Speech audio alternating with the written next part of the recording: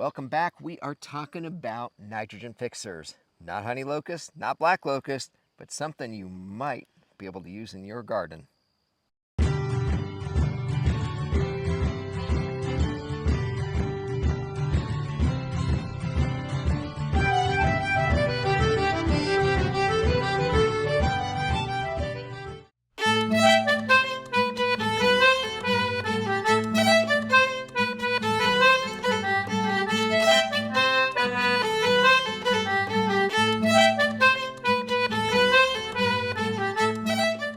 All right, we're going to be talking about nitrogen fixers, and no, we're not talking about comfrey today.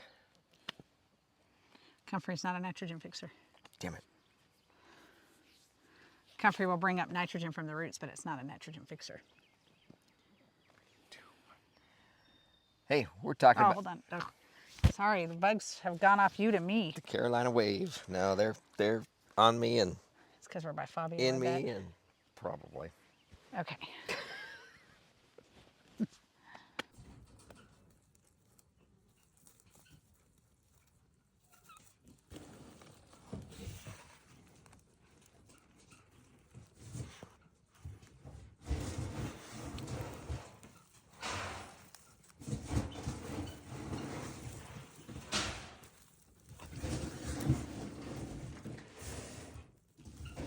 Hey friends, welcome back to the Renewed Homestead. Ben and Denise here, and we are in part of our food forest. The iris are blooming. It's just beautiful time of year around here. Everything's blooming. It's wonderful. So, we're talking about nitrogen fixers. No, comfrey is not a nitrogen fixer. It's a bioaccumulator. It brings those nutrients up. I have to keep correcting myself on that. That wasn't for you. But, so you can see one of our trees, and there's another one right over here on the other side of Denise. So you get your trees planted, and what if they're a little bit close to put in a black locust or a honey locust or some other nitrogen fixing tree? Or what if you don't have the space? You don't have the space. Right. But or you could have bought an orchard or a property that already had an orchard. Yeah. You know, the bugs are blooming too. Ooh, boy, I'm telling you. But you could have bought a property that already had an orchard and, right. and it didn't do the trios, right? Like and a trio is basically, say you have a pear and a plum and then a nitrogen fixer, or a apple, pear, and nitrogen fixer, right? So every third tree is a nitrogen fixer. You don't always have that option. Yep. But don't fret. This video is going to help you out because there are options that you're going to like. Yes. So, I know we've got 3, but I thought you were going to throw a bonus in there at the end, right? I am going to throw a bonus at All the right, end. so you got to stick through to the end of this. But she's going to have to remember all this stuff because I don't have that kind of capacity. She's smarter than I am. I mean, you know how smart she is? She married me. Yeah. Yeah. You like that?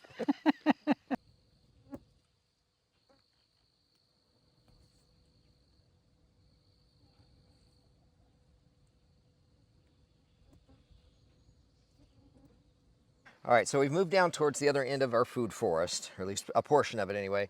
And you can see our Granny Smith, which I know Denise is very excited about. Very excited. I think this is the first year we're getting a harvest. We planted this tree about 2 years ago. It's going gangbusters, and we had a lot of blooms this year, so we're really excited. We're hoping so. And you're excited too because you get apple pie. Yes. Yes. Well, one of these days we'll go through and we'll do a count of how many apple and cherry and pear and peach. We have a lot of apple. I know. I like trees. I like trees. But beyond Denise, you can see the next tree down there. That's another apple tree. What's the next apple down there? Well, we've got apple, peach, apple, peach. Right. So. But my point is, you can see that a tree down there. Well, between those trees, there is a third tree, and we don't have a nitrogen fixer in here. So Miss Fixer has fixed it.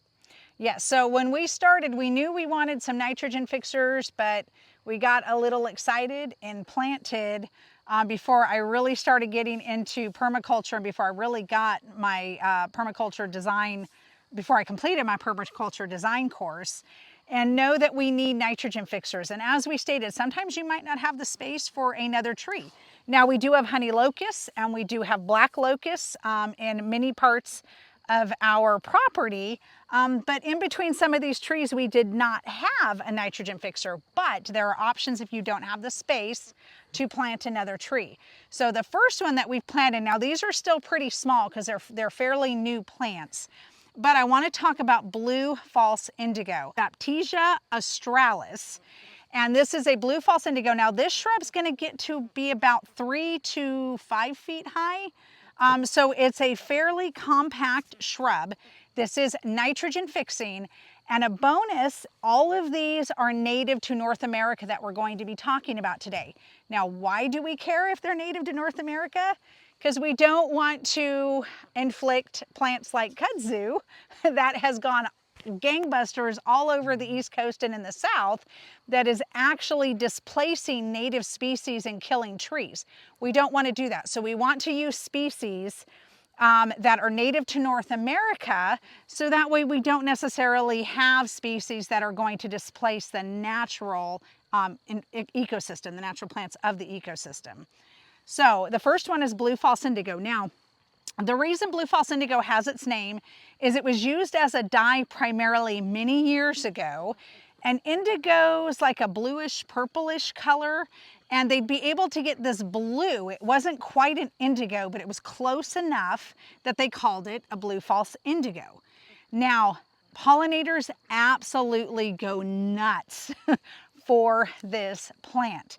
It's going to bring in bees, it's going to bring in butterflies, it's going to bring in other pollinating insects, and it's also host to several different butterfly larvae. Now these I did write down, guys, because I could not remember all the names of the butterfly larvae, but it's a larval host plant for orange sulfur, clouded sulfur, frosted elfin, eastern tailed blue, hoary edge, and wild indigo dusky wing. This is going to grow in zones 3 to 9. And one of the bonuses of this plant is it's extremely drought tolerant. So if you live in a place like Texas, for example, gets a bunch of its rain during the winter time, but it doesn't necessarily get a lot of rain during the summer months. This plant's going to be able to handle that if you're in a drought. So it's a great plant if you're in an area that faces drought, that might not get as much rain. It can tolerate a lack of water. And this plant is absolutely beautiful. It has these gorgeous blue flowers that are just going to make your food forest, your garden, your landscape just stand out. All right, now the second plant I want to talk about is a Carolina lupine. Now, Carolina lupine is actually native to the Appalachian region, but it is actually being cultivated throughout the U.S. now. It is an amazing nitrogen fixing plant, and again, it's a host plant for many butterfly larvae. Now, one of the advantages to the Carolina lupine, not only is it going to bring atmospheric nitrogen from the air into its roots into the soil, it has a very deep taproot. So just like comfrey, it's going to be able to bring up all of those nutrients. So it's also a bioaccumulator. It is a beautiful flower. It's more of a clumping perennial, and it's going to have more long tubular flowers. They're typically like a yellow to cream colored.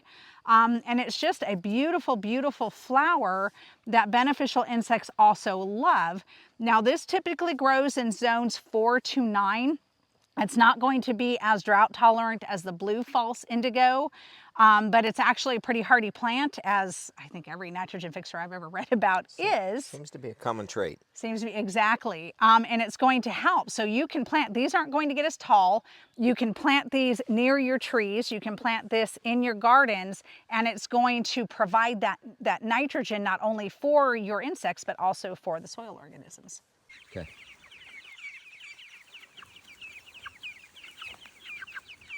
Herding cats.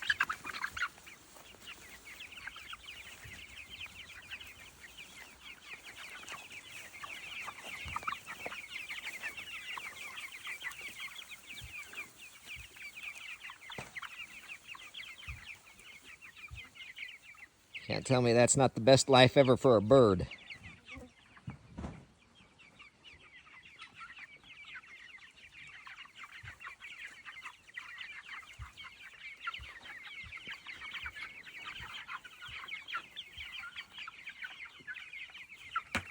All right, so we're up in another section of the food forest, and behind us we have a, what was this? Plum. A plum tree.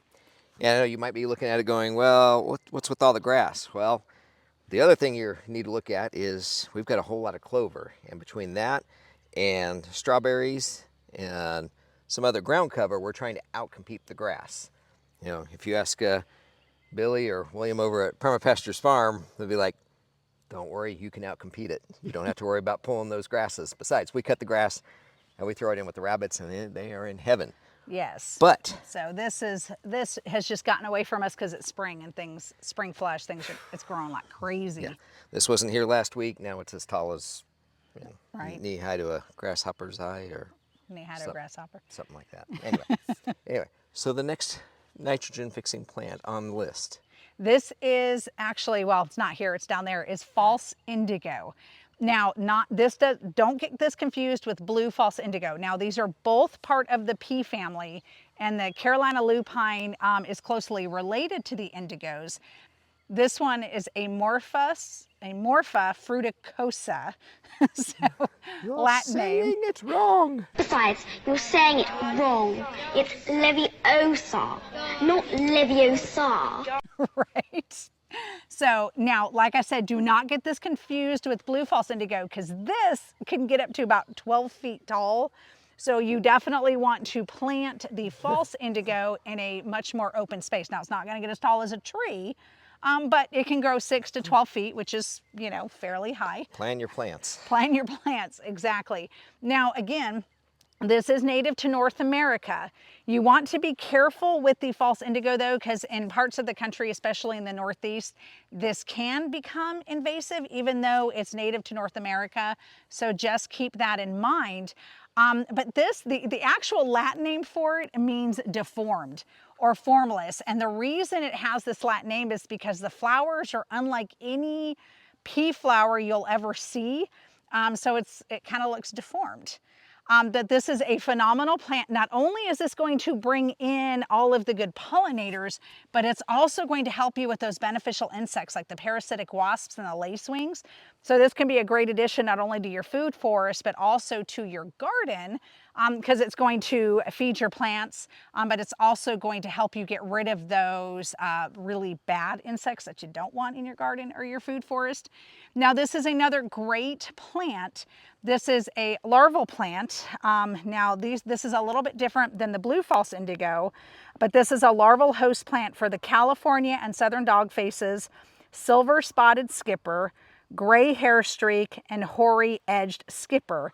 A lot of small mammals will actually browse on its forage. So it's a really, really great plant, not only for the insects, but it can also help other small mammals within your property. I do notice a common trait with these, that they attract pollinators. Absolutely. All the nitrogen fixers, including comfrey, which is not a nitrogen fixer, but the bees are all over it here. Yeah, bioaccumulator, as you said, Bioaccumulator, not yep. a nitrogen fixer. Now, in order to be classified as a nitrogen fixer, when you pull up the plant, you're going to see these little white nodules on it, and that's actually how it releases that nitrogen into the soil. So comfrey's not technically a nitrogen fixer, but because it's got that deep taproot, just like the Carolina lupine, it's going to bring nitrogen up from the soil into your garden or your food forest. Yep. There we go. And hopefully you've stuck around because we're ready for a bonus. Yes.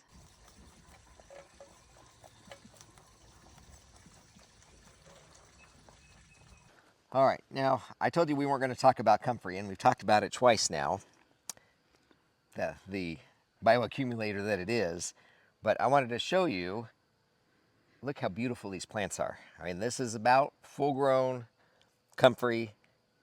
They're beautiful, they're tasty, they do so much for us. And They're tasty?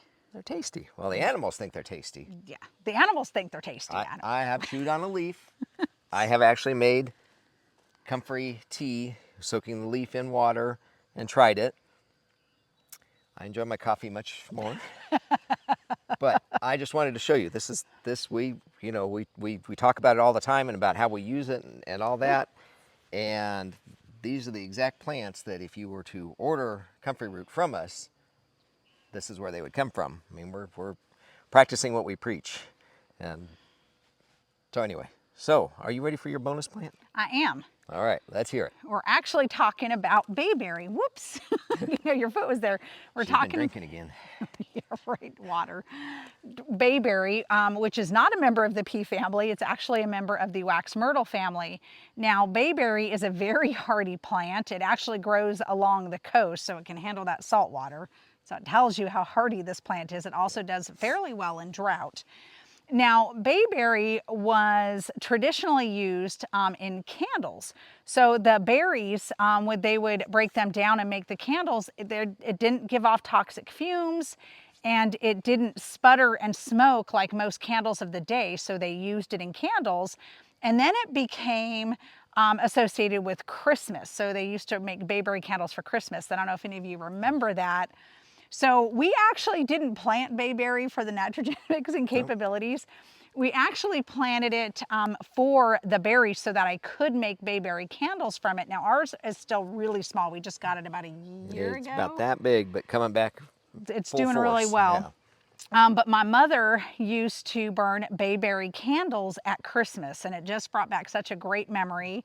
And we have a hard time finding bayberry candles, like real bayberry candles that aren't like fake scented. Yep, it's true. So that's the reason we planted it, but the bonus is that it also fixes nitrogen.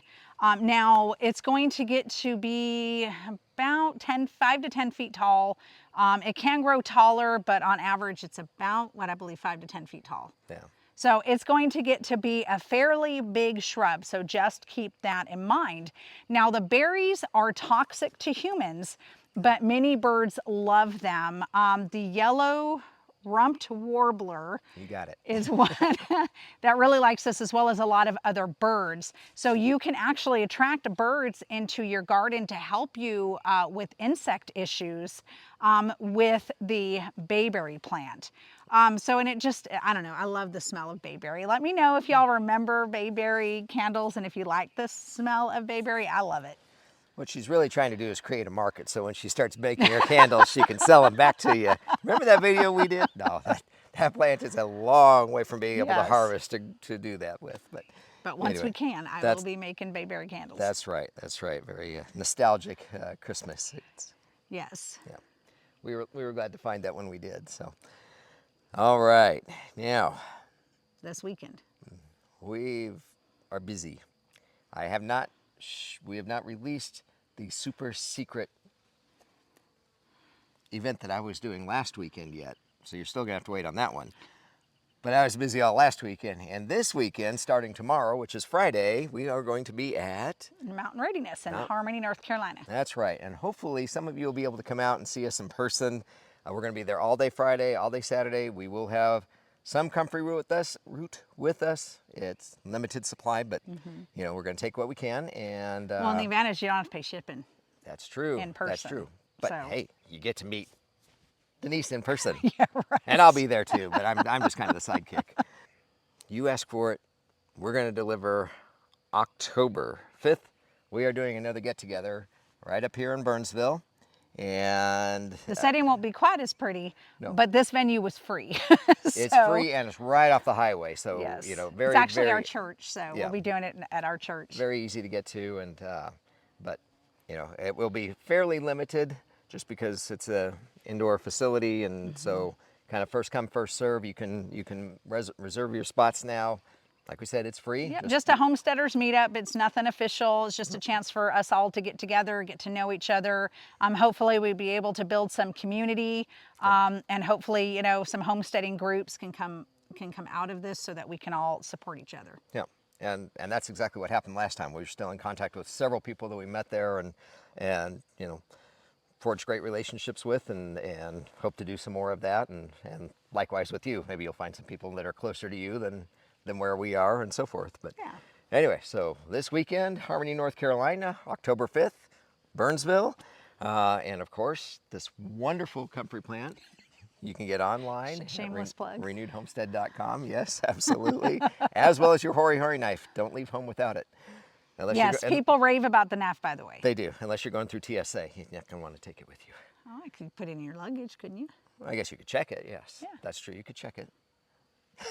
So, all right, y'all, we hope to see you this weekend, and we hope that you got something out of this. There are a plethora of nitrogen-fixing plants. These are just a few that we are growing ourselves and ones that are native to North America that you can grow, especially if you don't have honey locust or black locust or you don't have the space for them. Yep, because those do get big. They do. Definitely have to compost those. But Yes, and if you're curious about honey locust, we did a video, I guess about a year ago now. I will link it below. Honey locust, the thornless honey locust, not the thorns, because the thorns are evil. But they provide food not only for us, but also for our animals. It is an incredible tree. So if you want to know more about the honey locust, I will put that video link in the description. there you go. So. Speaking of pollinators, Yes, they're all over us. as well as the gnats. So, all right, well, I hope this was a blessing to you and you learned something, and please give us a thumbs up. Make sure you're subscribed. We've got a couple channels that we like to watch, and we are constantly getting unsubscribed, so make sure, even though you think you're subscribed, you might not be. But that should do it. All right, everybody, take care. God bless. We'll see y'all in the next video. Go in peace and serve the Lord. Bye, everybody. Bye, y'all. Make it so.